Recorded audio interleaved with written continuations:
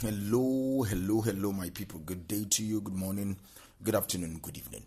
Whatever time zone you're listening to this, thank you for tuning in every single day to listen to me on Daily Mind Shift.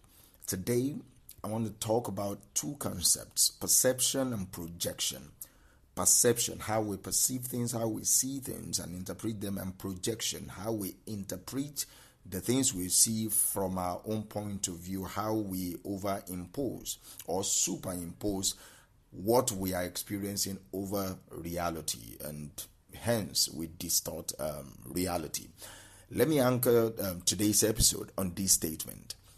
Ask yourself often, am I observing the situation accurately, or am I projecting how I feel onto what is happening? Ask yourself often, am I observing the situation accurately, or am I projecting how I feel onto what is happening? That is the question I want us to think about. At first, it might sound like a simple question, but if we sit with it for a moment, we will realize that it is actually a powerful tool that, if we use it often and honestly, it can change how we interact with everything. It can change how we interact with everyone around us. It is about learning to separate reality from our own narratives, from our own perceptions, from our own biases. A skill that I believe takes time, it takes patience, it takes a lot of self-awareness for you to master it. There is observing and projecting. We will break it down, what it really means to observe a situation accurately versus projecting our own biases or narrative onto it. See, observing is about seeing things for what they are. It's like we're standing at a distance, we're looking at the facts with an objective eye. You see what is happening in front of you without adding any layer of judgment, any layer of personal history, any assumptions to it. You let the situation speak for itself. That is observation. That is observing. Projection, on the other hand, is when you start filtering what you see through the lens of your own emotions, of your own insecurities, of your own past experiences. You're not just observing anymore, okay? You're coloring the situation with your own emotional palette. This means you're potentially seeing a distorted version of reality, something that is more a reflection of who you are, of how you feel, rather than what is actually going on. That is projection, and it often starts unconsciously.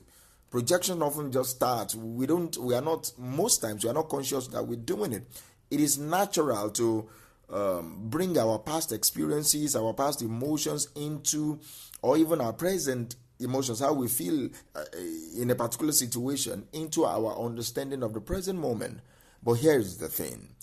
If we don't catch ourselves, projection can cause us to make wrong assumptions, misinterpret other people, and make decisions that are not truly aligned with the reality. And that is where this question is coming from. Am I observing, or am I projecting? It becomes essential to always ask ourselves this question.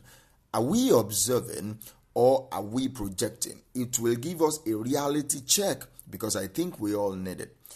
And you cannot be good in observing alone without the power of self-awareness. That is why this question is so transformative. It demands self-awareness. And self-awareness is the foundation of emotional intelligence, is the foundation of clear communication, is the foundation of even your self-confidence. When you stop and ask yourself whether you are observing or you're projecting, you are choosing to step back from your automatic reactions. You're saying, hold on, let me check if this response is based on facts or based on my personal feelings. Think about how many conflicts, misunderstandings, or even regrets we could avoid if we took a moment to ask this question. So much of the stress of the conflict that we experience with other people comes from this failure to separate what we are observing from what we are feeling or projecting. See, let us give some example to make this a little bit practical. Imagine you are at work and your boss gives you what feels like abrupt feedback. All right, the feedback you're receiving, you feel it's abrupt. All right, instantly you feel frustration. A feeling of frustration or even anger may rise up within you. You might think they are always picking on me, or I'm never good enough for these people. But before those feelings spiral into resentment, into defensiveness, I want you to ask yourself this question: am I observing this situation accurately, or am I projecting my own insecurities or past experiences into this situation? You might realize that your boss's tone, while it may be a bit direct, is not necessarily an attack on your value, is not necessarily an attack on your worth. Your reaction may actually be coming from a time when you were unfairly criticized in the past, or from a personal fear of inadequacy, a personal fear that you don't know what you're doing. So by separating your emotions from the situation, you can respond in a way that is rational rather than reactive. And this same principle applies in personal relationships. Let's say a friend, for example, doesn't reply to your text right away.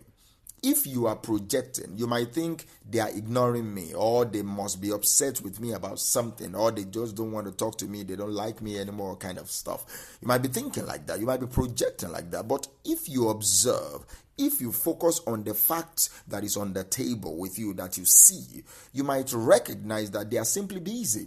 All right, they are simply preoccupied with other things. Maybe they are not even with their mobile phones. Do you understand? You don't know what is going on with them, and that is a fact. It is a subtle shift, but it is one that prevents unnecessary misunderstandings and maintain the strength of your relationship. So it's important for you to overcome the ego trap, all right? The ego trap is one thing that you need to overcome when you're dealing with observation and projection. The one reason projection happens so easily is because of our ego. Our egos love to believe we are the center of the universe, that we are all that everything happening around us is somehow related to us personally. If someone doesn't smile when they pass you on the street, your ego might whisper, maybe they don't like me. If a colleague is quiet in the meeting, your ego could be thinking, they are probably thinking I said something stupid. Do you understand? But here is the truth. Most people are more focused on their lives, their own issues, and their own worries, rather than thinking about you. Recognizing this will free you from the burden of taking everything personally. People's actions, moods, or behaviors often have little to do with you. It's more about them. When you observe rather than project, it means that you don't automatically assign meaning to everything. Instead, you allow people the space to just be who they are without necessarily making it all about you, because it is not all about you. This shift doesn't mean you become indifferent. It doesn't mean you are apathetic. No, it means you have clarity. It means you can approach situations without the baggage of assumptions, all right, which allows you to see people for who they are and events for what it is, for what they are, not what your ego wants them to be. So, how do you build observation? You need to learn how to pause before reacting. Before responding to any situation, take a breath. Give yourself a beat to ask the question. Pause. Do you understand? Just pause before you react. Also, check your emotions. Emotions are often signals. I call them data. They are feedbacks. When you feel a strong emotion, whether it is anger, hurt, or insecurity, pause to ask if this feeling is coming from the situation at hand, or if it's been amplified by something within you. Also, seek clarity through questions. Ask questions. Instead of making assumptions, seek clarification if possible. I want you also to reflect regularly. That's one way for you to improve your observation. Reflect regularly. Make time each day to think, to reflect. Journal. Simply taking a few minutes to think about your reactions to different events can give you deep insights. And finally, hold space for other people's perspective. Remember that everybody in this life have their own internal